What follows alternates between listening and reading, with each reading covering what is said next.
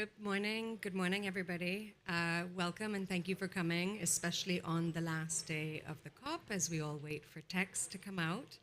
I'm Fran Fuller. I am the Director of Global Offices at Climate Analytics and also based in New York, heading up our office there. First and foremost, thank you all for joining us. I know that your time is precious on these last moments, and it's an important time to sit and reflect as the deadline for NDCs are coming up in February quite quickly.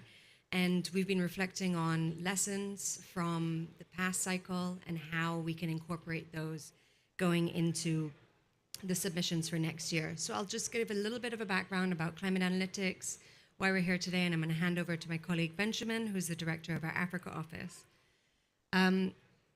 Climate Analytics is a global climate science and policy institute engaged around the world, diving into and driving and supporting climate action that's aligned with 1.5 temperature goal of the Paris Agreement. Our vision and our mission are really driven and set around the 1.5 temperature goal of the Paris Agreement, and as such, a lot of our focus has been supporting SIDS and LDCs in that. Our work spans across a variety of areas, from climate risks and impacts to loss and damage to decarbonization and 1.5 alive decarbonization pathways. And this year, a lot of our focus going into next year has been around NDC 3.0, which we are focusing on today. We work across a variety of different regions. I'm based in New York out of our office there. We have an office in Trinidad and Tobago that covers the Caribbean. One in Togo that covers Africa, one in Perth that covers Australia and the Pacific, one in Nepal that covers South Asia, and then of course in Germany, in Berlin, that is mainly our headquarters, but a lot of our science and policy team are based there. So why are we here?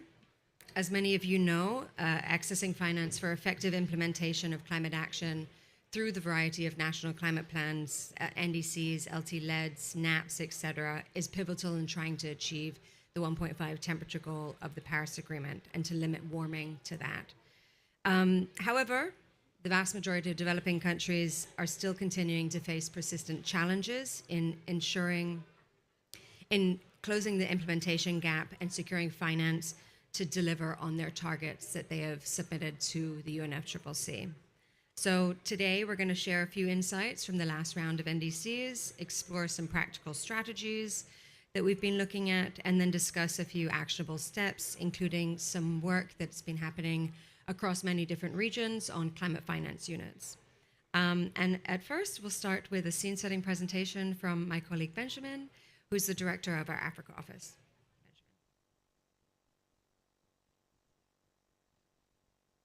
Good morning, everyone. Thank you for joining. I'm Benjamin Jabare, Director of Climate Analytics Africa Office.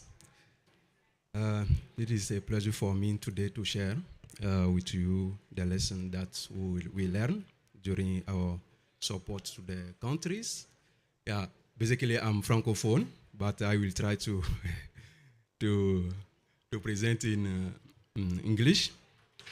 So I'm saying that we are provides support for some countries in NDC implementation, and through this support we learn more, and we would like to share with you. So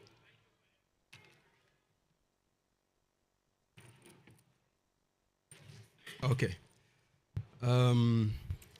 for the previous iteration of NDC, there is emerging gap between project emission from current business as usual policies and project emission implementation of conditional and unconditional element of NDC. So familiar lessons have begun to emerge from earlier NDC development effort, including persistent challenges with one, mainstreaming climate initiative into broader development policy and budgets, acquiring political commitments, receiving capacity building and cross-cutting technology support, developing enforceable monitoring, reporting, verification, MRV approaches. So for this lesson learning, my submission will be focused on 5 points. First, in coordination. Second, in targets setting. The third, on costing. The fourth, on dissemination, and the last for tracking. That's a very important point. And for coordination, involve Minister of Finance, Development, and Sectoral line, Ministry earlier, and at a high level to ensure buy-in and avoid parallel contradictory agenda. This is very important to set up a very good coordination to be ensured that NDC can be implemented.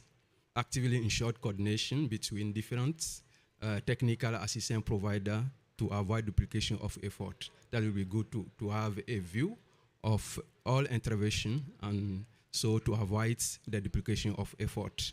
Involve GCF NDA early and ensure alignment with a project portfolio to speed up access to climate finance. Broad stakeholders engagement from inception to validate. So let me. Okay, so it is okay for now. Ensure mainstreaming of NDC targets and intervention into sector and ministry policy projects and objective to ensure consistent consideration and update. So for the target setting, it's also important to set up approach that we now name bottom-up modeling of sector emission, including concrete intervention, can ensure actionable targets. And so break down targets into policy and action. This can be ensure political and economic certainty, and facilitate translation of national targets into the individual intervention and potential investments. So extend model and concrete intervention past NDC due dates and ideally to at least mid-century and align with LT-LEDS, because currently countries are developing the LT-LED. That will be good to align NDC to LT-LEDS objective. Ensure cabinet approval and aim for multi-sectoral buy-in. It is very important to have approval for the political decision maker. The third point is the costing, a very important point. Add costs estimates by sector. So add cost estimate by sector actively to NDC engage Ministry of Finance and other stakeholders to clarify needs. It's very important to engage early the Ministry of Finance to ensure that the financial planning is aligned with the country priorities. Conduct cost-benefit analysis. That is a good point, because the cost-benefit analysis can help to prioritize action and set up a implementation plan. Develop and update NDC implementation plan. When costing, make sure that we have set up a clear approach, and then we develop like a checklist question that we can use to be ensured that we have a clear approach. Does the cost represent capital cost? Does it include the operating costs, or is in incremental cost accounting for intervention? That will have to be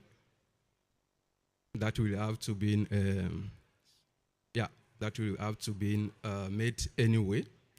Or prioritize intervention each for private capital, concessional loan, grant, etc., to make efficient of different sources of funding. So for dissemination, it will be very important to engage all stakeholders, including private sector, to identify opportunity and obstacle during and after NDC development, engage with sectoral ministry in a deep and sustainable manner to ensure ownership to targets and inclusion in national policy maker. It will be good to have to set up a stakeholder engagement to be ensured that the country can ownership all activity plan in NDC and ensure implementation. World Relevant invites participants of local and regional government to ensure local policy making align with national climate priorities. That will be good to go to the local level, as we did in Togo, to have a workshop with local stakeholders to hear from them and take account their concern when we develop NDC and LT-LED. Develop project idea notes or concept notes and make them publicly available to increase understanding of detailed needs of opportunity. That will be good also to set up a to develop the concept note and or the project information and organize, if possible, the round table for partners to present the project and have co-financing.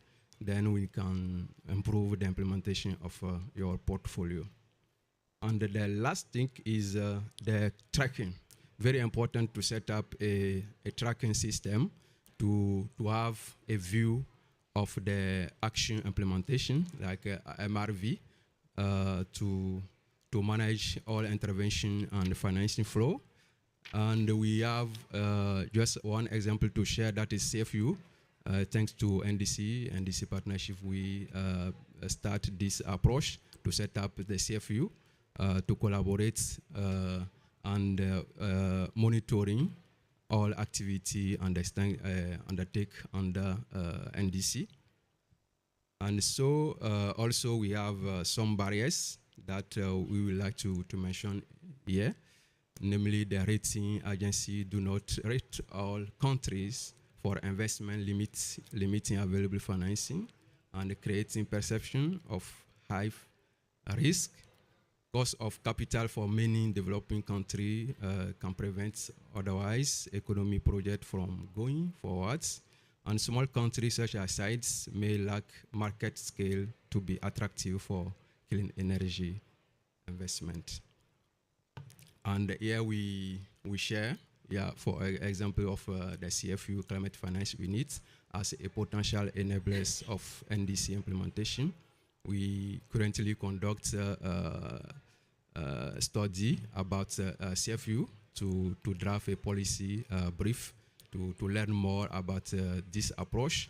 And here we share 4 CFU from Uganda, Mozambique, Belize, and Fiji. And for their activity or function, the CFU play the role of coordination of activity for funding mobilization, the strategy project preparation, enhance accountability, mainstreaming inclusivity, and technical assistance to develop projects and mobilize funding to implement projects in the country. So that is some of key points we would like to share with you for discussion as a panel level. Okay, so thank you.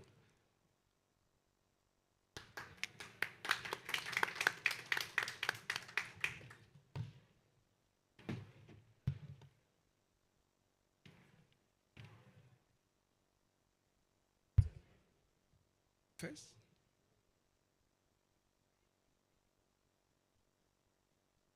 Thank you very much, Benjamin. So we're going to quickly shift into panel discussion.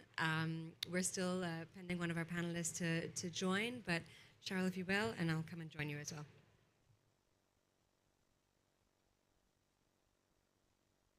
I'll shift closer. Well, first of all, Benjamin, thank you very much for setting the scene for us this afternoon. Well, this morning, not even afternoon. It's been a long week. And so we are going to shift into having a bit of a discussion around a few areas that Benjamin highlighted.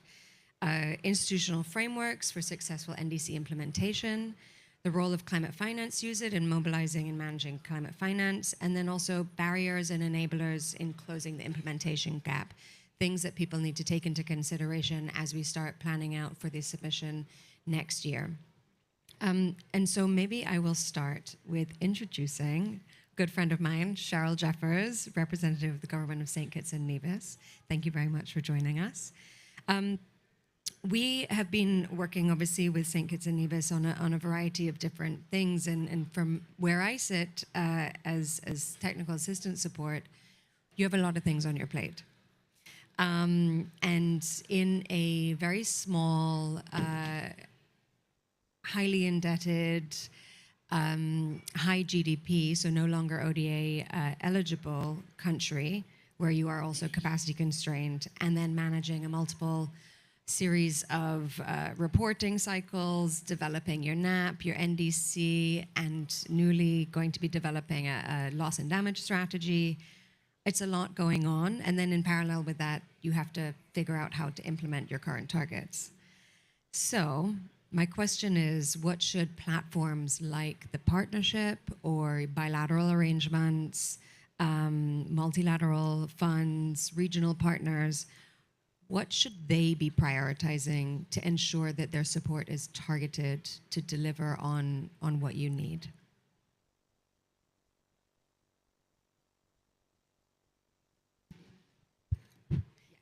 Thanks. Good morning, all, and thanks, Fran, for the invitation and the opportunity to present St. Kitts and Nevis' experiences, having been a member of the NDC partnership from 2020. I must say at the outset, we really have to give appreciation to the support that has been provided thus far through the NDC partnership. For us in St. Kitts and Nevis, what has worked thus far for us was upon successful completion of the revised NDC in 2021. One of the first key actions with support from the technical support unit was the preparation of an NDC implementation plan.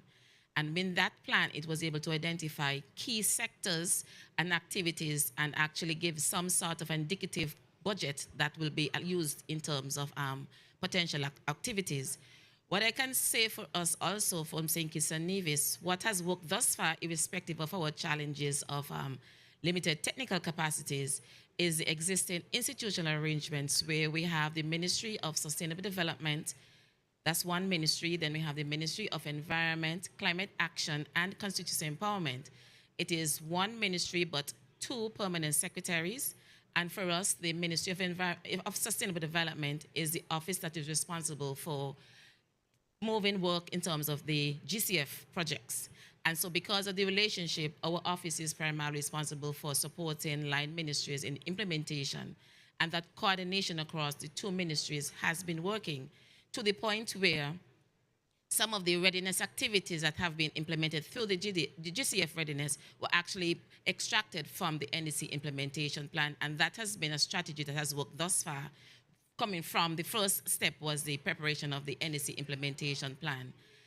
Whilst we recognize that most of the support thus far has been perhaps because soft activities, it is important if we want to access funds, especially through agencies like the Green Climate Fund. The first step is actually having those analyses and assessments done, and that is where we get that support. For us to have bankable projects, because for us within our mitigation targets, looking at a 61% of reduction within electricity generation, we're looking at potential of geothermal, and I'm sure most of us here can understand that that is not a cheap initiative. It requires millions of dollars, but for us to actually implement and get that level of investment, we first need those studies that we actually have been accessing through the GCF Venice. So for us, as small as we are, the coordination that has been working in through the relationships between the Climate Action Unit and having a very close relationship with the office with responsibility for the GCF processes has been working thus far for us. But you're right, St. Kitts and Nevis has been described as a high-income country, and so it keeps us out of the door in terms of accessing much-needed financing. Our recommendations would be to continue the engagement. We look at the information that has been embedded within the NDC implementation plan, and then look to see what different agencies outside of the GCF readiness that are able to use that. But first and foremost is to have, even in a concept note form, some sort of activity or initiative in terms of what can be done to achieve, to take to the next target, because you may just be lucky and someone may come at your door in terms of, this is just me wishful thinking, $5 million, how do you want to spend it? You must have some sort of concept in terms of how that can be done. So the first step is to have an overarching plan that has a financing strategy that can take you to that next step. Thanks. Thank you, Cheryl. And that point on coordination across ministries is so critical. We've been doing some work in looking at interministerial coordination groups, I should say, because there are different functions in different countries. And a lot of countries have national climate change committees that are either cabinet appointed and have set terms of reference and are going to be playing a significant, an important role in revising and submitting NDCs for next year. But they've also been struggling along with the implementation, especially around the access to finance. So, Benjamin, I'm going to jump to you. Good presentation. It covered a lot of things. I guess my question is, what are the lessons from the last round that you would really recommend prioritizing for the development of NDCs, given that the UNFCCC has given the indication that the deadline is in February? A lot of countries might not yet have started. It's a short run time, and it's really important to get it done well and with adequate stakeholder engagement so that you have that buy-in.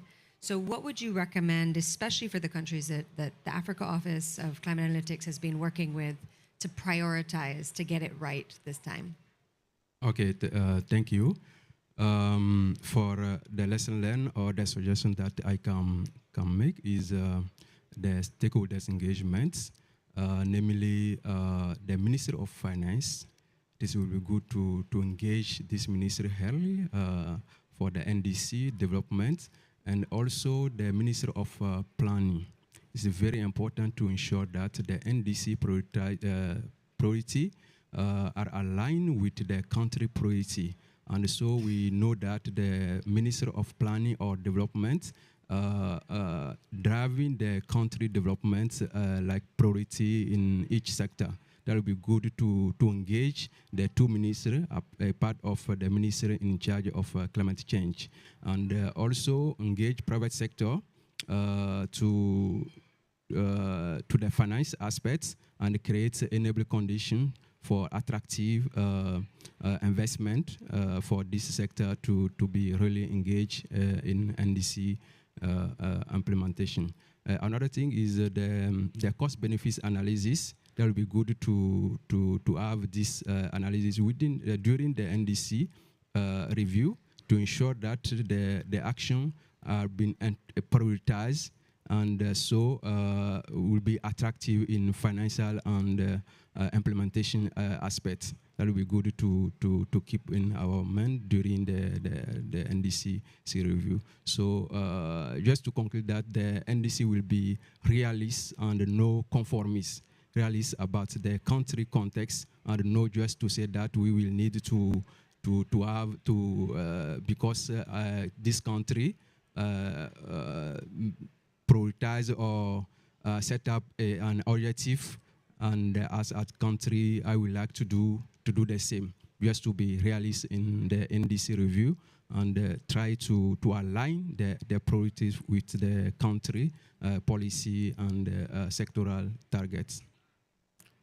Thanks, Benjamin. I want to tackle a couple of points that you said, but I'll start with, have you seen thus in this year's process an increased interest in private sector actually engaging on this? Because I think that it's been a process to get them involved, up to speed, get on the same page about what we're talking about when we say NDCs and climate action, and to understand implementation planning.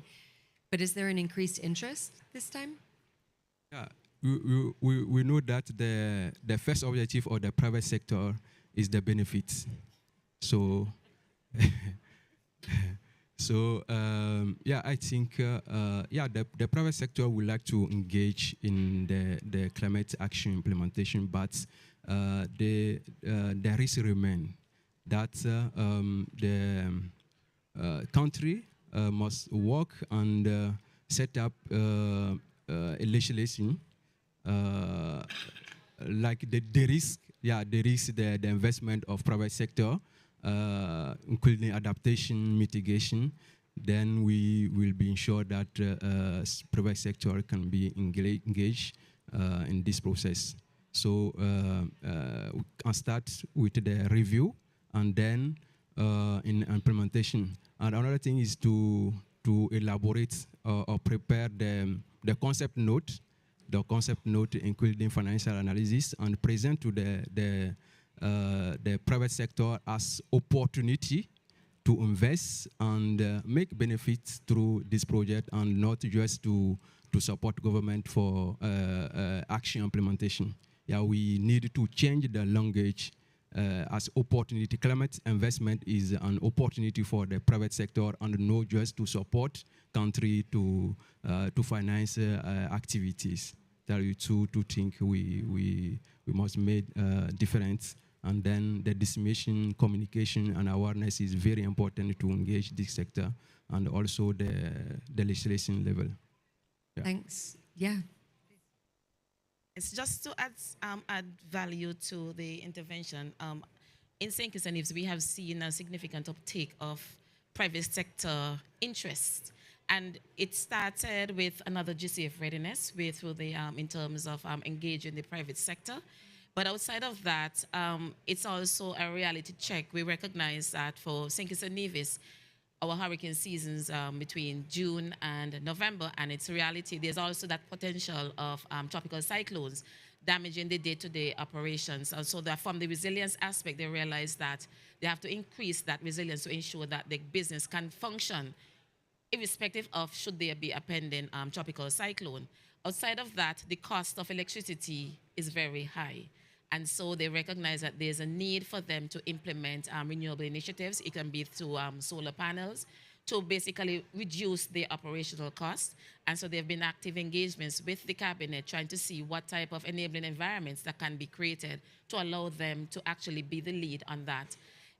When it comes to technical support, that is one of the biggest barriers within the government system in terms of having that expertise within that. And so we recognize that may be an opportunity where we can tap into the private sector to have that private-public partnership where the technical expertise can actually be loaned or utilized from the private sector to ensure that we can function. The truth is that the government system cannot function without the private sector, and neither can the private sector function without the government system. And we have now recognized that it needs to be a partnership in every aspect, both within the adaptation, building resilience, as well as the mitigation. We may look at it as we, from the government perspective, achieving our national obligations, but from the private sector, as Benjamin would have said, it's more looking at from that business perspective, how can they basically be more efficient in their business in terms of what they're doing as well. You raised the point on high electricity costs. I know at least countries within the OECS have some of the highest electricity costs in the world for a variety of reasons. And it's very great to see a lot of the countries putting forward more ambitious renewable energy targets, because that is one of the ways to kind of reduce government debt as well as gain benefits for the whole of the economy. But I had a question around the point on risk. The countries that we all three work in or are from are extraordinarily vulnerable to the impacts of climate change. And as the climate crisis continues, those risks are also going to increase. So what do you see as this increased role of grant-based public funds to support the de-risking and attract increased private sector investment, or other investment from other spaces, including loans, et cetera? Because I do feel that there's going to be an increased risk and an increased nervousness about investing in spaces that might be considered more quote-unquote risky, when in fact we should be actually flooding those spaces to ensure that they are safeguarded for future. So in the context of the NCQG decision that's hopefully coming out, and going to be decided today, if not tomorrow, what is the critical role of public grant-based or concessional finance in that space? Okay, I can start. As you would have mentioned, Fran, the grant-based financing for any small and developing state or any developing country first would be a priority. But one of the greatest challenges that we've had, even in terms of accessing grant-based financing, is having the proper documentation to validate the realities. And it comes back to our challenges as small and developing states in having access to adequate, reliable data. And I think that is one of the challenges outside of being recognized as a high-income country. Access to data that can make best-informed decisions will be one of our greatest challenges. For us, we continue to advocate that we are the most vulnerable as small and developing states, and we'll be using the different mechanisms within the UNFCCC processes to ensure that those parties who are required to do so can provide that type of financing. But for us, even before we get to that point of adequately accessing grant-based financing, our first challenge that we need to first overcome is having the data to document those risks, because everyone will ask, yes, we are aware that we have been impacted, but what documentation and evidence do you really have to verify? Because rightfully so, we can understand that money needs to be justified how they are spent. And if you don't have that level of assessment analysis done, we are first left out of the door in the first instance. So I think that first addressing the data challenges would be our first step to then validate the amount of grant financing that we require to respond. Thanks. Benjamin? I think that just to add, it is very important for country to set up like a fund to support the studies, because the private sector investment, not only the benefit but the timeline. Yeah, if we try to start the studies, make available data, prepare projects like concept note, and then the private sector will be really engaged for the financing, because the studies take a lot of time. Yeah, that will be good to see when how we can country can do to have the study available to present to the private sector and then engage them in the financing. Actually, yesterday, Benjamin and I both presented at the UNFCCC's Capacity Building Hub specifically on tools to support access to finance, and we presented two of our tools, the Climate Risk Dashboard and the Climate Impact Explorer, which is an open source tool which has a series of countries, a series of risks and impacts, and you can then download the data, the maps, et cetera, and we've actually utilized it in a couple of technical assistance projects in West Africa, including then the project went on to get supported by the GCF. But it is a continued request to have that data and information, and in a lot of countries, you might not have that, and in countries where you are so small, you might not even have it at the scale that might be required for the project. I'm gonna come back to a point, Benjamin, that you had raised in the presentation around climate finance units, but not necessarily just about climate finance units, because that's quite a new thing that's being looked at and established and being recommended for kind of coordinating across the climate finance landscape nationally.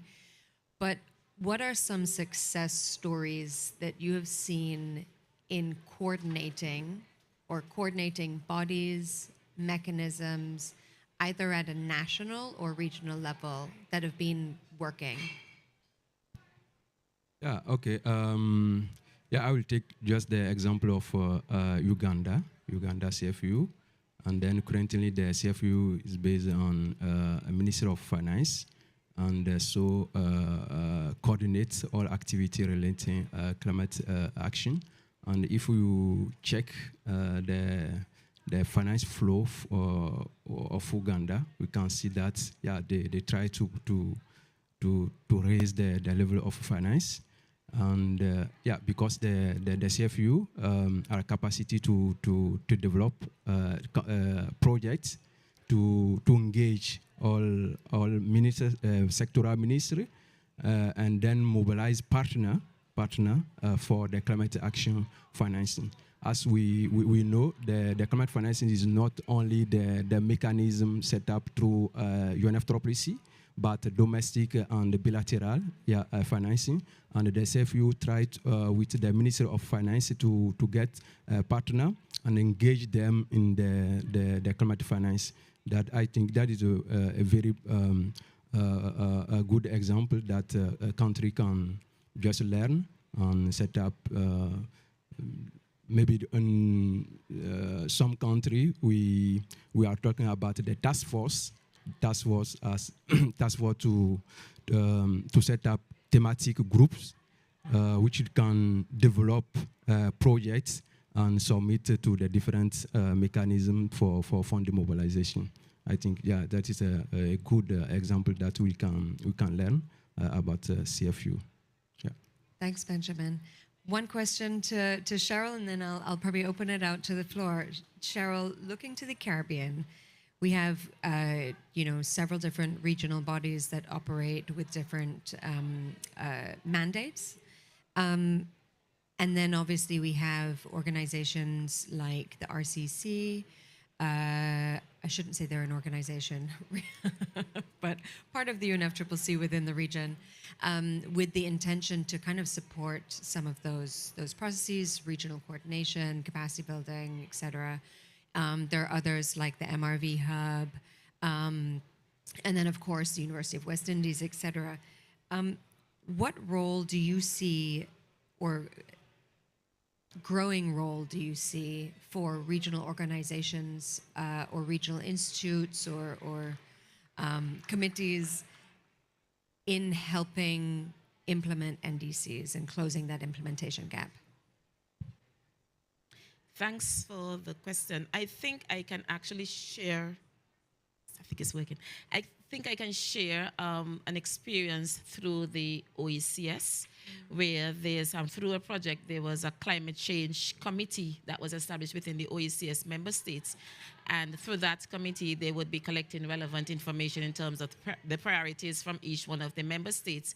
And from that, then they had subcommittees. And I'm really pleased that Benjamin mentioned about the task force, because I think that was ultimately the strategy behind. So you would have a coordinating team of the task force, for instance, the finance task force, and that typically would require or incorporate not just the climate change technical focal points, but those persons who are leading on the GCF matters or the GEF matters. So I think that role can be expanded from the CARICOM level to incorporate what has been taking place from the OECS level. Outside of that, there's been support also from the RCC and with the MRV Hub that has just been onboarded, the capacity building to integrate that level of support in terms of what can be done, I think. But the examples that OECS has done in terms of having that coordinated mechanism across the different sectors and regions can be further expanded, to me, in my opinion, towards the CARICOM to ensure that all the other member states can benefit from that, to have a finance task force, a mitigation task force, or even an adaptation. And even within the adaptation, based on what has been documented in terms of priorities from the NDCs from the adaptation perspective, what they have actually done also is to further streamline that. So you have all the water persons from the OECS would meet, all the agriculture persons would meet, and all the persons from transport would meet. So that level of expanding that coordination, I think, would benefit the Greater Caribbean on a whole. Thanks. That makes me think of, I was in Grenada in May, starting to support the NDC 3.0 process, and it was really great to see that across the ministries, everybody was singing from the same hymn sheet towards achieving the targets of the NDC and really trying to progress along that space. And that really came from the top down and across their ministries. So we're going to open up to the floor, because I've seen a hand come up. Please, we'd love to hear your name, where you're from, and what question you might have. So my name is Bahaj, and I'm from the University of Southampton, UK. So I'm an academic. So I'll probably ask you an academic question. So I'm really intrigued by the fact that we come to conferences like this and the role of academics are not really taken into account by people like you who are trying to drive policy.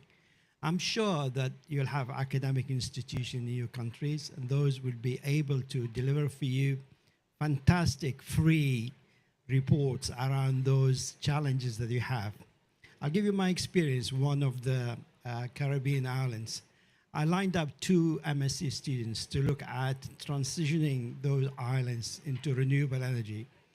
I was at the highest level engagement, lined up with 2 students that had no response at all from those countries. And actually it's sad. And I said to them, do it in your own country. So for me, it's really important to link up with your academic institution to gather the data, to provide you with some robust reports without having to pay somebody else, and then build on that. So that's the first point. The second point is, I'm also puzzled by countries who are really subjected to hurricanes, that they don't have a level of preparedness. For us in the UK, we have a commission for preparedness. And one of the things that always comes to my mind when I see islands being demolished by hurricanes is, why don't we have an underground bunkers with a lot of solar panels in there that as soon as the hurricane finishes, put up a mast and have communication to the world straight away? Or even diesel generators if you want to, water and so forth. But that's the sort of thing that I think the level of preparedness is to get action around infrastructure that will allow you to work quickly after a disaster. Okay, some interesting comments, and coming from a very small island developing state within the Caribbean. The first response, I do take the point, and coming from St. Kitts and Nevis, we have engaged and we continue to engage the academia, but sometimes the level of analysis that is done, there are limited capacities within our country space, so we rely a lot, even in terms of some analysis from our regional institutions, for instance, the University of the West Indies and any other agencies within the Greater Caribbean. But your point is well taken. What we've done on a smaller scale within our local technical knowledge, we try to do what we call internships for them to get an appreciation and to guide them in terms of what areas of research they could possibly consider, and hoping that in their research they can actually use the country as the area of study. In your response to the hurricanes, if we had a lot of money, we probably would have not have need for the NCQG, and so we would have been in a position to have all the solar panels that are required in a bunker. But also from a national perspective, we have, I would say, we have a National Emergency Management Agency, so the challenge for us is not the level of preparedness in a position to do so. I must say that the level of resilience sometimes is that we can do as much as we can, but the cost to actually be prepared sometimes is more than what we can actually deal. Yes, I can give an experience not just from St. Kitts and Nevis, but in recent times in terms of Hurricane Beryl in the Windward Islands. They would have had Beryl in July, which is totally unprecedented for us in terms of having that type of impact. And as we speak right now, the Windward Islands are suffering from severe floods. They have not yet even recuperated from Beryl, and it was just a trough, if my memory serves me right, but it gave torrential rain for days, and they are going through floods. So sometimes this is not that we are not prepared, but we can only prepare as much as we can, and hence why in our space within the negotiations, we continue to advocate that we really are the most vulnerable, because our rate of recuperation is not the same across all developing countries. But your points are well taken, and we'll definitely have a bilateral after to see what type of academic research you can help us, because we really do need this support, and that's the truth. We do need this support. Okay, maybe just add some elements, because since last year, Carmelitalities are implementing the one project named LEDs project to enhance collaboration between public sector and university. Yes, we work with some countries, and then currently we are with 4 countries that we support to implement or to set up a think tanks in university to produce data, to make analysis to support the climate rational within GCF projects. The project currently ongoing, and then we have Senegal, Mozambique, Uganda, and Nepal. That is the 4 countries. Then we set up the think tanks, and currently developing the business plan to see how they can be engaged and the data production analysis to support project development and fund mobilization. Yeah, that project is a really interesting case study for how to build national and regional capacity and expertise. And I wanted to add to something that Cheryl had mentioned in a lot of the countries, at least small island states that are frequently impacted by hurricanes, they are having to update their building codes to ensure increased resilience. However, that is not cheap. Updating national policy and then the regulations, et cetera, is not cheap, and it does take time because it requires a lot of consultation. And so that's something that I would highly recommend, and increase investment or grant-based finance towards supporting. And then on the second point that Cheryl made or even on the comment on bunkers, I would say that if you look at the project in Antigua and Barbuda that's funded by the GCF, it's a buildings project to build resilience in the building sector, especially in government buildings, and to look at hurricane shelters and post-disaster resilience. There were a lot of questions in the development of that project to question whether or not it should be an adaptation and resilience building project versus you should be going for a loan for certain aspects because it's development and it's infrastructure, when in fact that is not the case. And so I would say the point that I'm trying to make is we also need to continue to look at the conditions that are placed on SIDS and LDCs in terms of these projects, and really look at the fine line that's walked between development and adaptation finance, because there's some miscategorizations there. We have two more questions from the floor, one over here and then over also to Eddie. Yeah, thank you very much. Morning, everybody. Daniel Kane from the Caribbean Climate Change Center. Just a few inputs based on the discussion that is had here. The first is on what I've seen in terms of lessons learned. Sorry, I think all of us have caught some. But I want to share the case of Belize, and maybe broadly across the Caribbean. When the first set of NDCs were developed, a large bit of work was done on the energy sector, because that's where the data resided. And you would have seen some adaptation activities posted in those NDCs. By the second round, you'd have seen some expansion of those NDCs. They'd have brought in some other sectors, transport sector. Some countries did forestry, others not so much.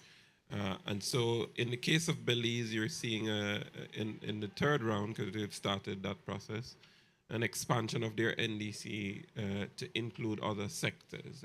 And largely this is being driven by the data that is now becoming available, but also the technical know-how. So things like agriculture, mitigation related to the agriculture sector is now entering their NDCs. Things related to blue carbon is now entering their NDCs. And so they've spent some time creating an ecosystem around getting their NDC from now being just that paper that we submit to the UNFCCC to being something that's implementable. And a key part of that is the climate finance unit that was highlighted in the presentation. But also they developed a financing strategy. And many of the NDCs of the Caribbean member states don't have a financing strategy. So the 5 Cs has recognized that, along with climate analytics, the NDC partnership, and even when we talk about national adaptation plans as well, there are no financing strategies. So NOP Global is supporting. And so I think a key part is for us to see those finance strategies coming through. And once those finance strategies are attached to those NDCs in this third round, so go to the question about what should some of the partners be doing to support member states. I think we need to find a way to cost those NDCs out and turn them from just a plan into an investment strategy, identifying the different partners that could finance. It's true that you mentioned the private sector, how we could crowd in the private sector. I'm a project developer, so I've largely worked with GCF, Adaptation Fund Project Development. A key part of that is that it's expensive. Even in developing a project, you have to find monies to do feasibility studies and the likes. And you're right, the private sector is not going to come up front and find that money up front. Actually, they want to to have the project ready to go and understand what the return on their investment will be, and they'll just finance. And as such, there's a need for resources from the partners, and of course the climate finance agencies to support project preparation so we could onboard the private sector in achieving those projects. Just not to be too long, but the last point is that when you look at many of the projects in the NDCs, these are mitigation projects, and they tend to have, in some respect, revenue generating potential. And so when you go to some of the climate finance mechanisms and you want financing for these projects, energy projects, for example, which are there in the region to be funded, they are revenue generating, and they don't want to give grants to finance those energy projects. And so that poses a challenge where one has to really think through the financing mechanism and come up with innovative ways of financing those sort of projects. And that's where the finance strategy is going to be very important. And of course, developing that in consultation with the different financing agents. I'll stop there for now. Thanks. Thanks, O'Neill. And we have one more here. Thank you. Yes, thank you. I don't know if I have a question or a comment or a mixture of both. My name is Edmund Jackson. I'm from St. Vincent and the Grenadines.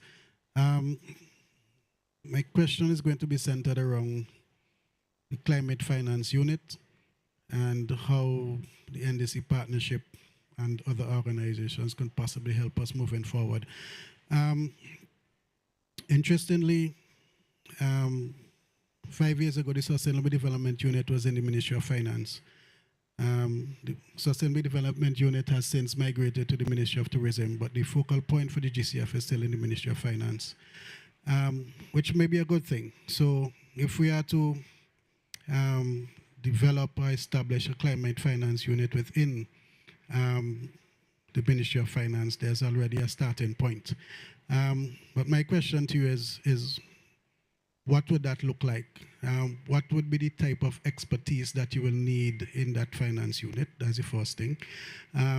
Secondly, there's one of the things that the NDC partnership, along with others, could support, because you notice that they embed many advisors.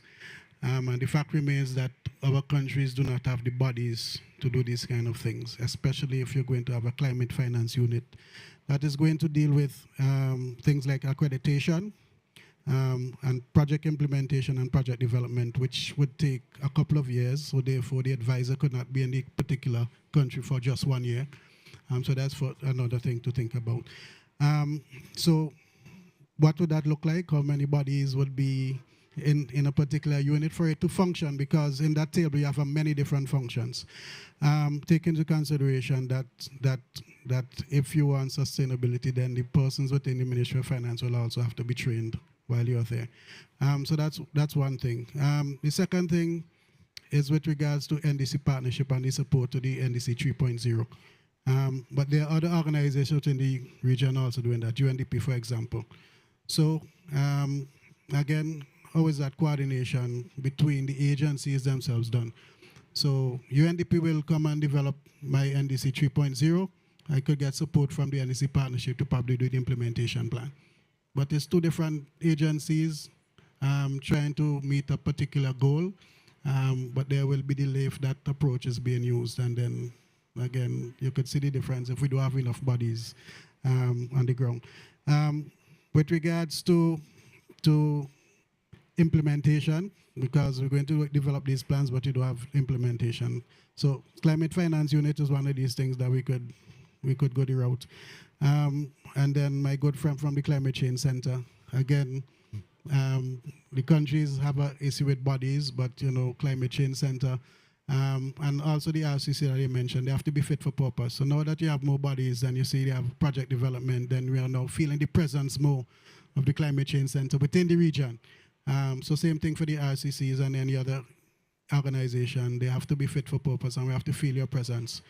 And so the last point I want to make is with regards to the adaptation fund versus the GCF, where the adaptation fund, you don't need to put no financing. And you wonder, they're linked to the NCQG. But it's important that we build resilience to grant-based funding, because we take out a lot of loans after a disaster to actually do recovery.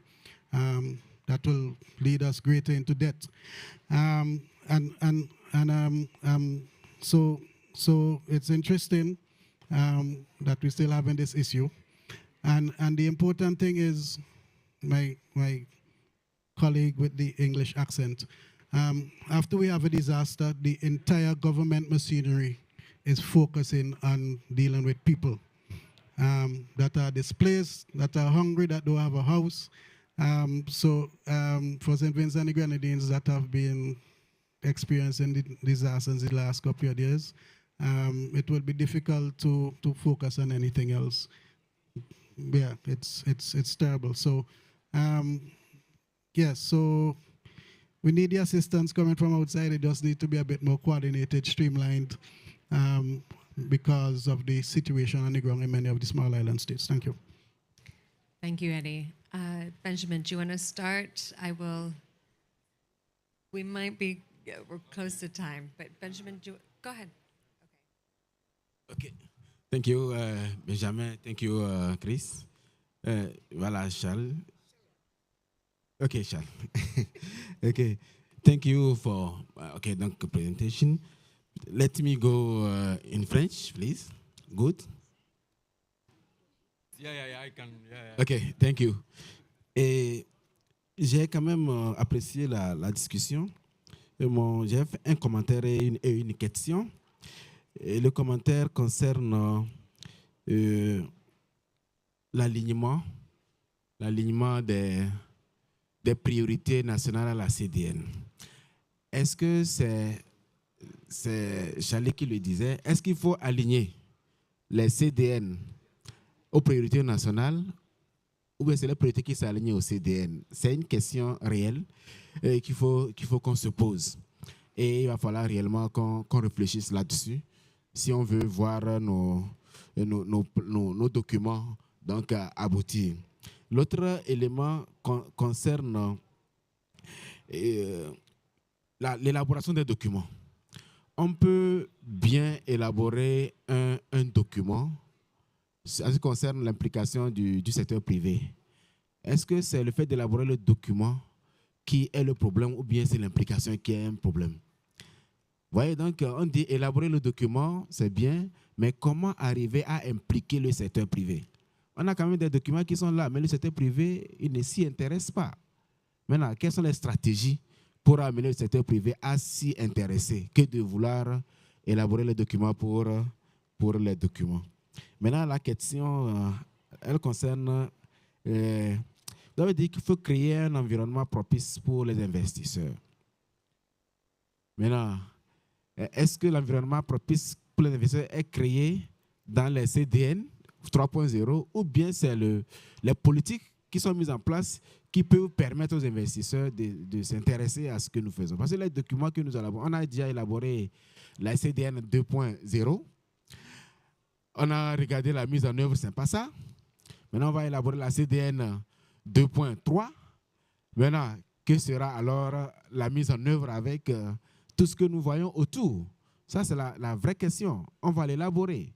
Maintenant, quel sera alors l'environnement propice que nous allons créer pour amener les investisseurs à s'y intéresser?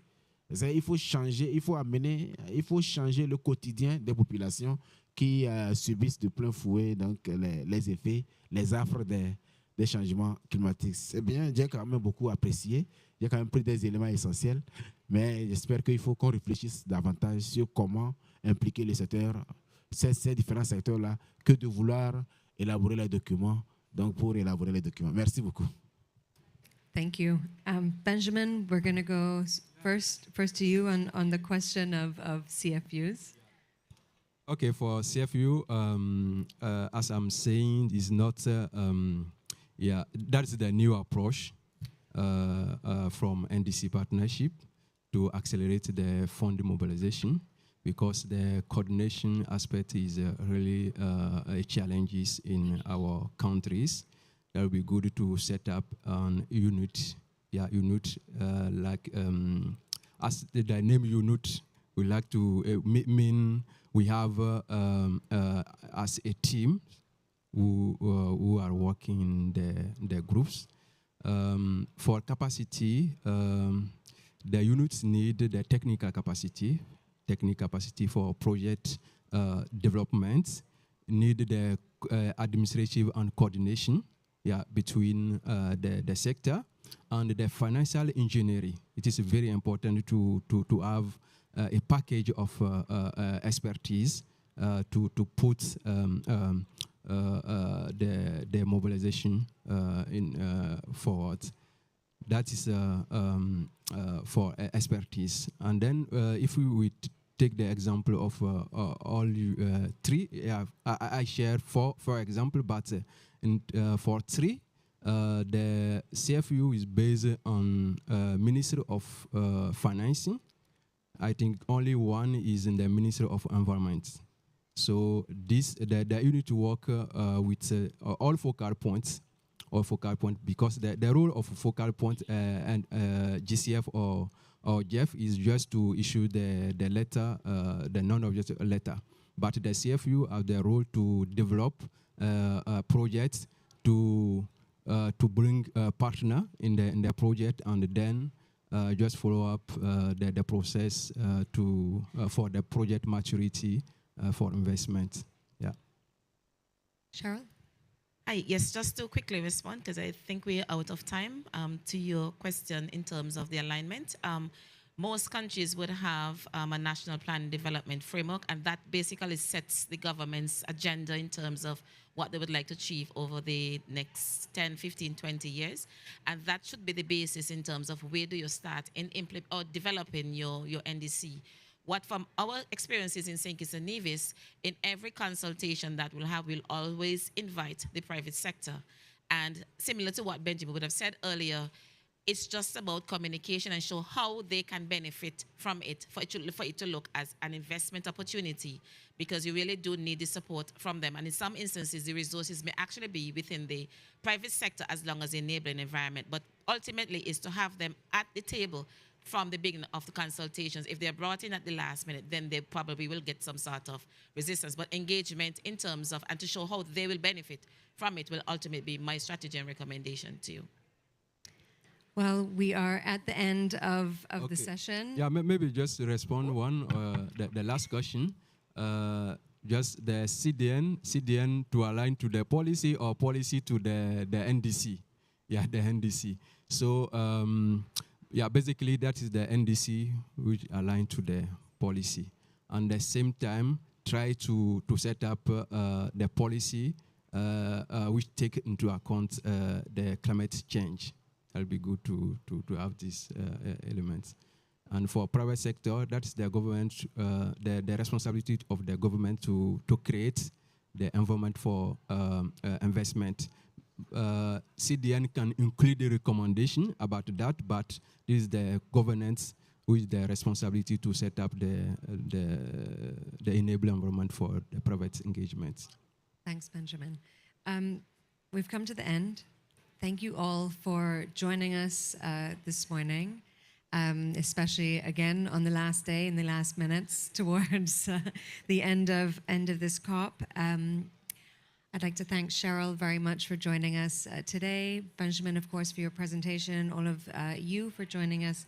Thank you very much. We're happy to chat afterwards.